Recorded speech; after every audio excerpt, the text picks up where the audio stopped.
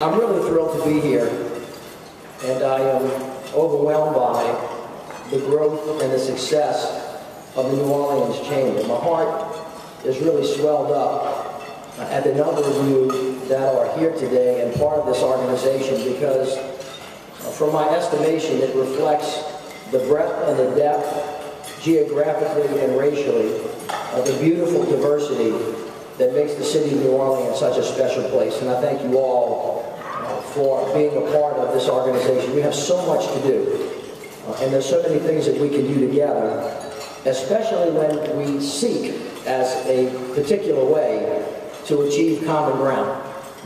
There is really nothing that cannot be accomplished if we are aware of our differences, and we purposefully identify them, work through them, and seek and find common ground. It is, in fact, a way of being that is completely different from seeking division, seeking to divide, and seeking to deny. That is what will make New Orleans a winner. I could spend all of my time today telling you about our city's amazing story. We heard a little bit about that in the introduction. The city of New Orleans has an amazing story in the last 2.5 years of resurrection and redemption. We have been through a lot together, and we have come out of the other side of that unbowed and unbroken. According to the census figures, as you heard, we are the fastest growing city in America. We are noted as this nation's #1 brain gain. Last week we won the World Tourism Award, not the Southern Tourism Award, not the National Tourism Award, but the World Tourism Award.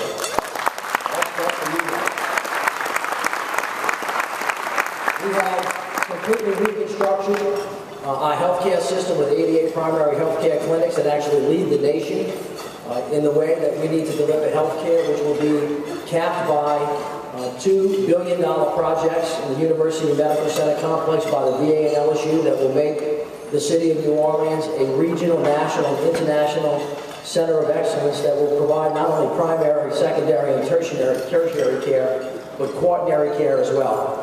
That building is not only a physical manifestation, but what happens inside of that building will be an actual manifestation of the city of New Orleans moving into what is going to make us a winner, and that is a knowledge-based economy where we learn how to add value to intellectual capital. That is a transformational idea in how the city of New Orleans will present herself to the nation and to the rest of the world. We are, right now, one of the fastest growing cities in film production, only behind Los Angeles and New York. We've done $500 million worth of business in the movie industry, dwarfed only by what's happening in New York and Los Angeles, and way ahead of every other state in the nation and almost every other country in the world. In your city, in the city of New Orleans.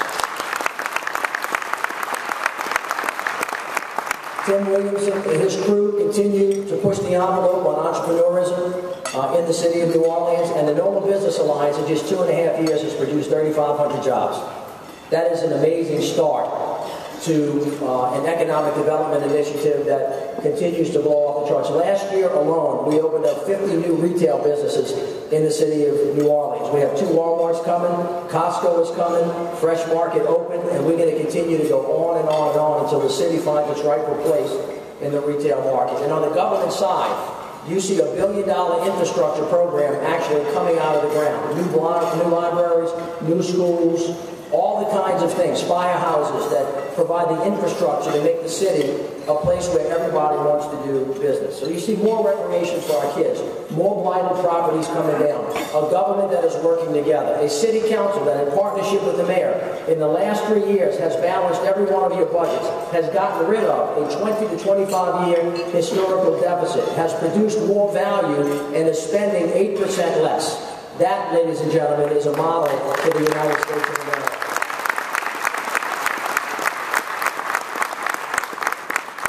It is, in fact, a good road to be on. Our progress is good. But, as I have said many, many times, our long-term success is not a fait accompli. As a city, we have some big challenges to face and to overcome. But none is more important, none, than the safety and the security of the city of New Orleans. That is the first order of business for us all. If we want to win the future and compete, we have to secure and invest in our infrastructure. No city can survive if your sewer system, your water system, your drainage system is not set, because you cannot have safe water, you cannot flush your toilet, you will not have pressure for the water in your businesses, and the fires won't be able to get put out. And in the city of New Orleans, a city that has always struggled to do the right thing when it was supposed to happen, and always waited for another day to try to catch up, the city of New Orleans is far behind. After decades and poor leadership of kicking the can down the road and deferring basic maintenance for our sewage and water systems, we have reached a breaking point in the city of New Orleans. Now you know this. This is not a surprise to anybody in this room.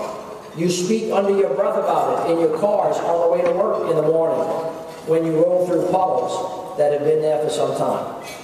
You may not know this though, that of the 140 billion gallons of water that we produce every year, we're bleeding 40% of it every day. 60 million gallons of water get wasted in the city of New Orleans every day.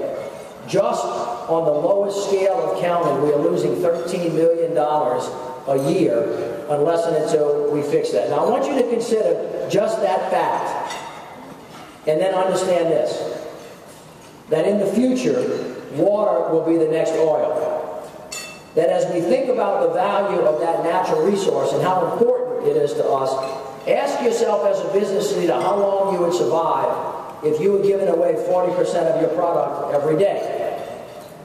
As a mother or a father who goes to the store to feed your kids, how many of you would go to the store, and how often would you go if every time you bought a loaf of bread, 40% of it was mildew? You would not do that.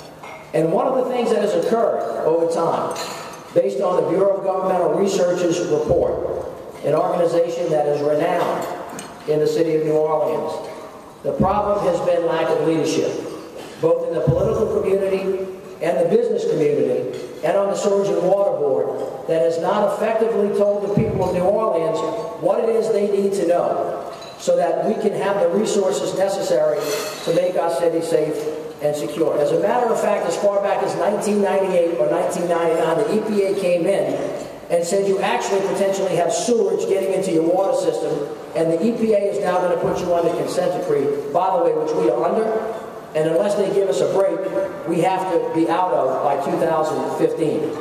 Every time the Sewerage Water Board has had the opportunity to address this issue, every time last administrations, they have gotten afraid, and they have kicked the can down the road, and they have done an injustice to the people of the city of New Orleans by not trusting that the people of the city of New Orleans would be okay with the truth. And the day of reckoning has come.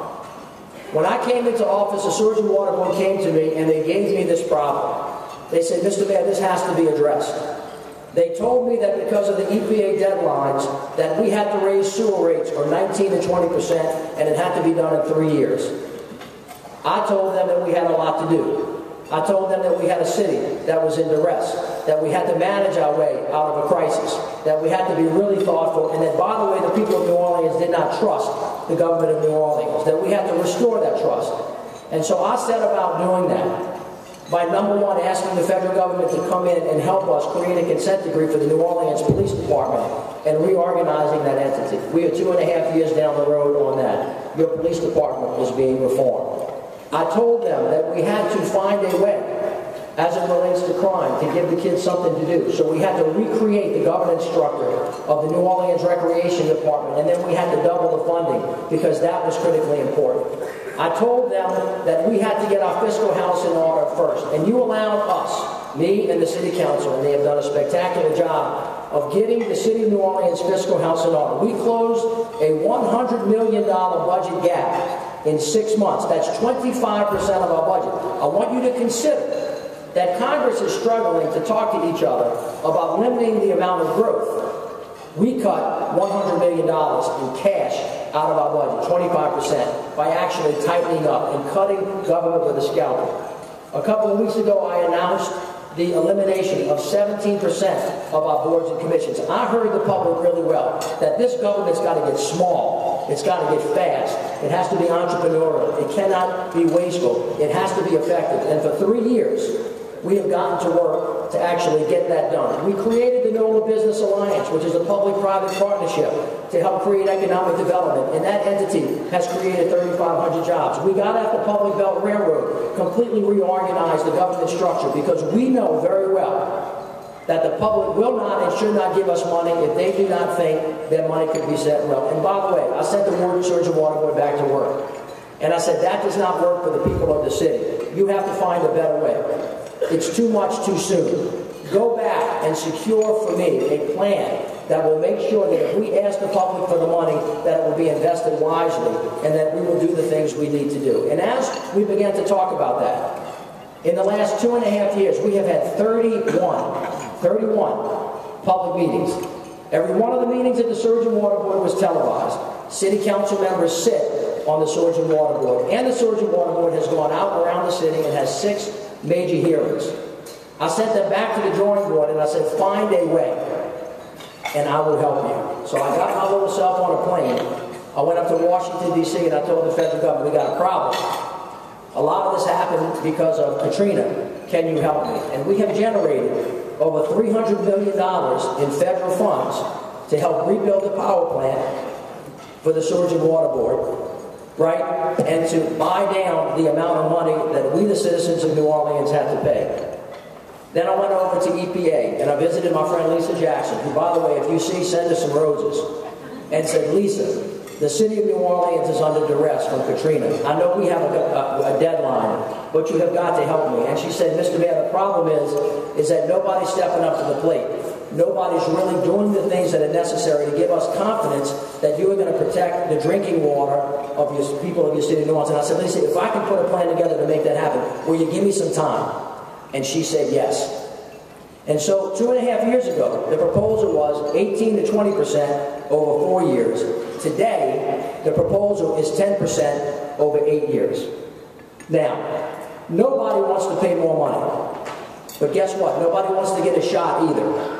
And finally, nobody wants to have drinking water that is unsafe. This matter is before the City Council tomorrow. And I want to thank profusely the City Council members that have worked with me to make sure that they step up to the plate and assume that place of leadership that has been so lacking in the City of New Orleans for a long time. Ladies and gentlemen, it is not a mistake that the City of New Orleans was so far behind when Katrina hit us. It is not a mistake that the city could not find a way to get its act together. It is a direct result of us not being able to talk to each other, us not being able to resolve racial conflict, us not being able to fix geographic divides, us not finding a way for the Chamber of Commerce and the Business Council and the BGR and the Times-Picayune and now the Morning Advocate to get together and to talk about finding a common way. That is what we have done. That is what our mothers and fathers have done. That is what previous mayors and city councils has done. But the people of the city of New Orleans have a new way now. And the new way is to face the challenges that have held us back so long and that threaten our viability, that stop us from being penny wise and pound foolish, and understanding that if you put it off another day, the only thing that's going to happen is it's going to cost you more. And it's going to create more uncertainty, and it's going to create less safety and security. And finally, understand this. The days are over when somebody is coming to save us. There are no free lunches. You never heard that story in Louisiana, if you didn't get your fair share, right? If you didn't get something for nothing, you didn't think you got your fair share? That's what our history is. We have to change that history. We have to completely change who we are and what we are, and it starts with confronting this notion that we have to pay for it ourselves and that we have to trust the public. Now let me speak to the council directly about this issue.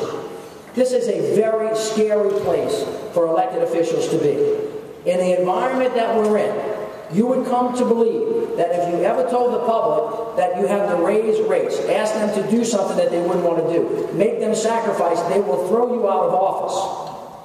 And there is some good reason to believe that historically that could be true. But let me tell you what I found out about the people of the city of New Orleans, and I learned when I was walking the streets that I ran. The people of New Orleans said, listen, we got to find a way to win. We want somebody to tell us the truth. We want somebody that's going to be honest. We want to find out what we have to do to make our city safe and secure. And every time you trust the public, if you go to them and tell them what they need and they believe that you're doing the right thing, they will support you. You don't have to preach to me about whether or not this is going to hurt. We already know that. But here's the thing that all of you know already, because you came out of the water. You came out and rebuilt your house.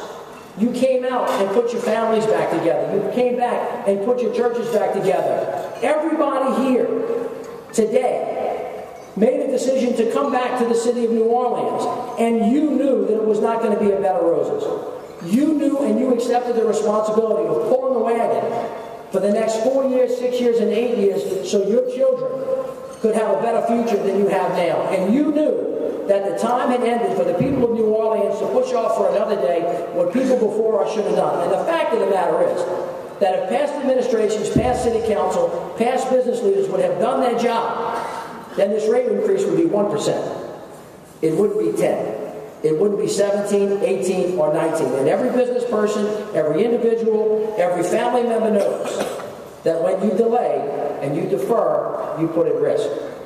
And so I'm commending to all of you to please call the city council members and give them the courage and give them the freedom and give them the blessing to do for you what you have been asking for a long time. The BGR itself has said we ought to take the council members off of the Sewerage Water Board because they don't feel the freedom to do the best thing based on what? Not politics, but the science and the data.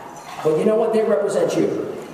And you have to give them the freedom to do what it is that you need. And I am telling you as your mayor, because you asked me to tell you this when you elected me, the truth about what it is that this city needs. And all of you remember, you should remember, that the power plant has gone down 5 times since Katrina.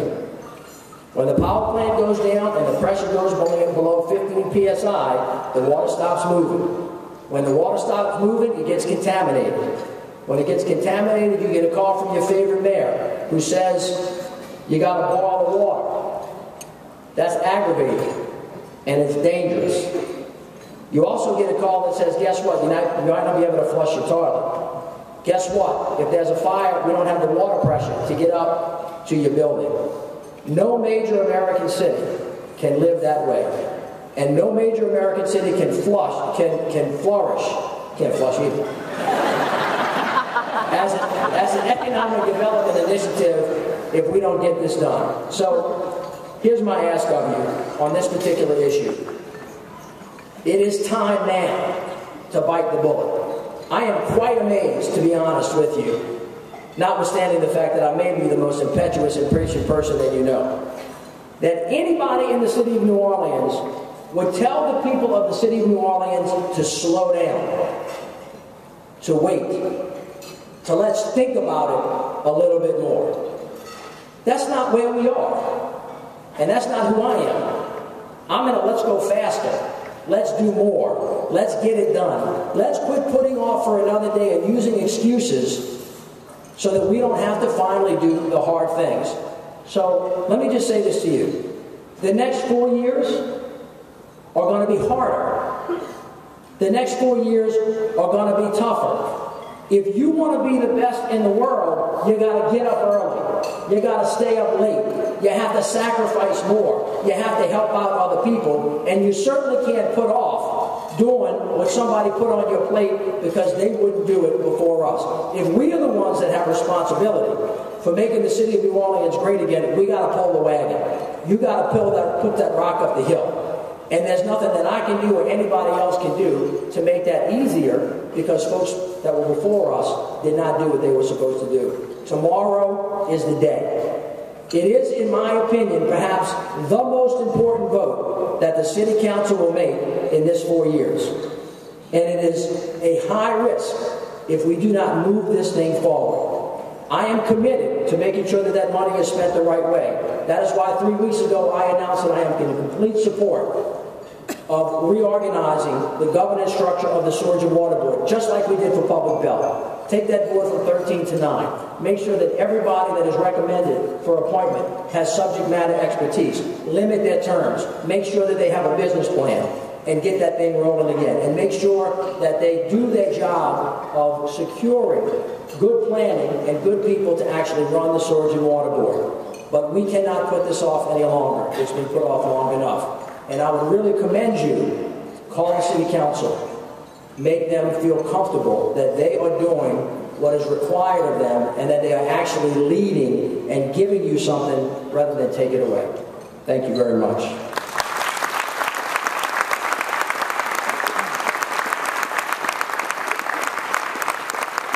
Safety and security, infrastructure, water, the basics. Critically important. The second issue relating to safety and security that I want to speak to you about is murder.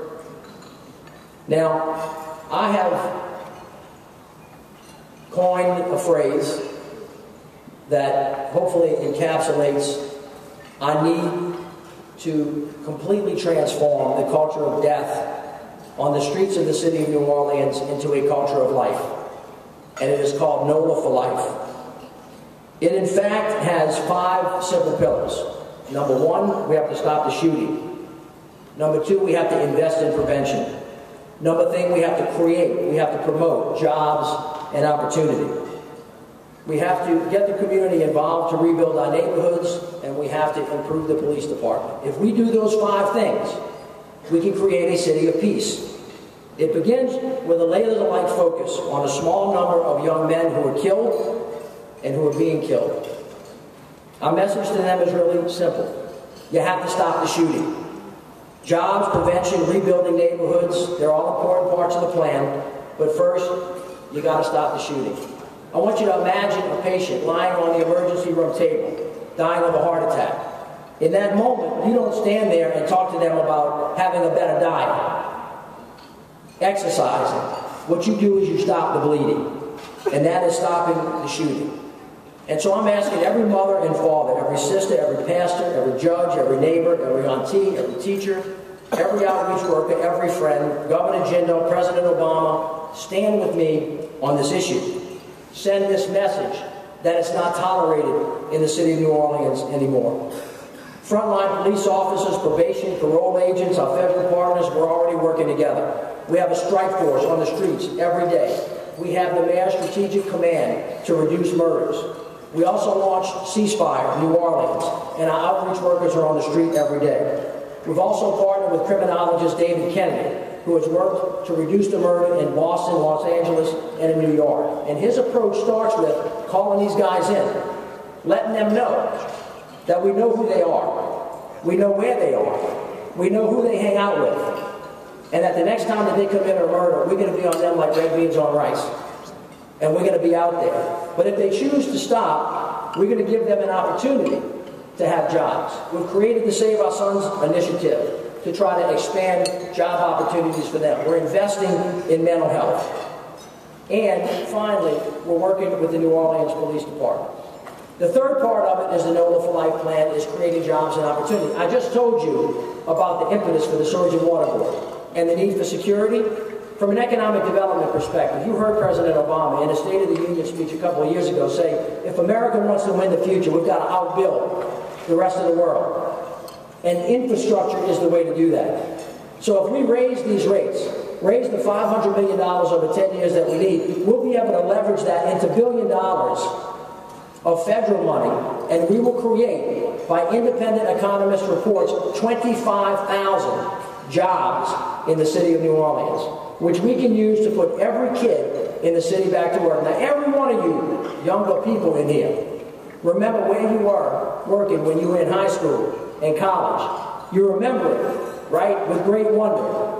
I used to work over at a chemical plant down the street, taking garbage and putting it someplace, calipering steel. I remember it like it was yesterday.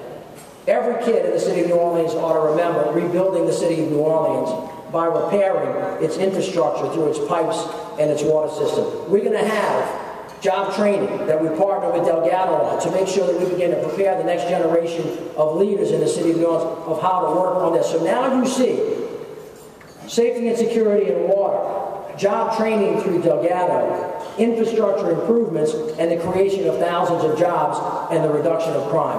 And you see how they all fit together.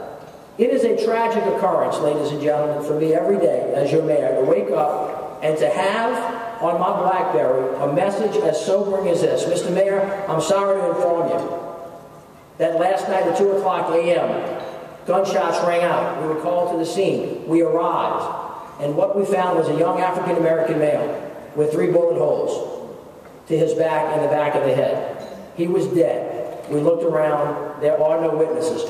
200 people killed in your city every year since at least 1979. Now, I want you to think about that for a minute. It's not as though it went that and that and that and that. 200 people every year since 1979, because that's as far back as we can find our data in the city of New Orleans, which means that it's not just the police department. It's not just the recreation department. It's not just the business community. It's not just mothers and fathers. It's not just the church. It's not just the neighborhood. It's not just the coaches. It's all of the above. It is a behavioral pattern that has been created in the city of New Orleans where young men between 16 and 25, 88% of whom know each other, resolve their differences through a bullet hole to the back of the head. That's what it looks like on the street of New Orleans. And that is something that we as a community have got to address directly without being afraid of the issues of race or geography or anything else that goes with that subject. When you see it, you've got to talk about it, because the pain and the agony that causes for this entire community is something that, notwithstanding our most heroic efforts, will always drag us down as a city. So here's the process. We can be the sports capital of the world. We can be the cultural capital of the world. We can be the tourism capital of the world. We can be the capital of the world that has the best medical center that anybody has ever seen. We can find a way to host as many Super Bowls as we need to, and if you didn't want to cross a certain street, a good portion of the city would be okay. But everybody in here that has children knows, as my mama always told me, you can never be happier than your saddest child.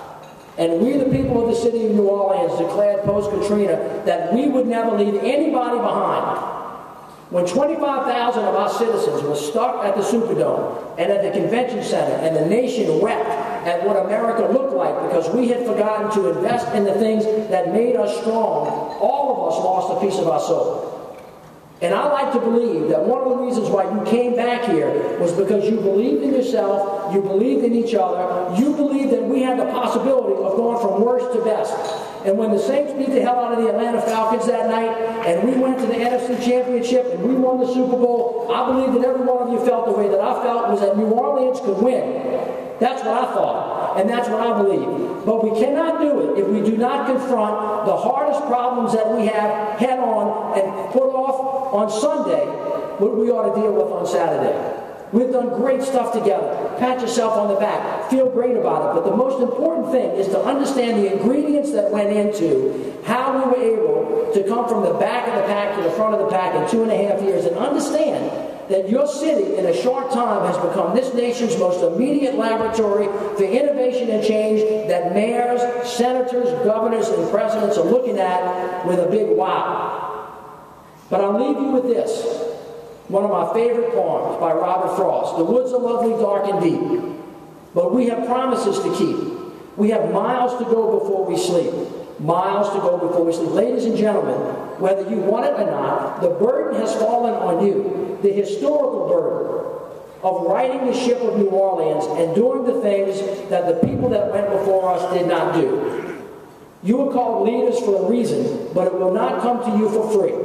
Because freedom is not free. You have got to make the sacrifice. You have got to make the hard choices. And you have to back each other up when the pressure comes from those people who, for whatever the reasons they have, seek to divide, seek to slow down, seek to not let New Orleanians believe that we can be as good as we all know we can be. The proof is in the pudding. You can be the best that America has to offer, but you got to step up to the plate.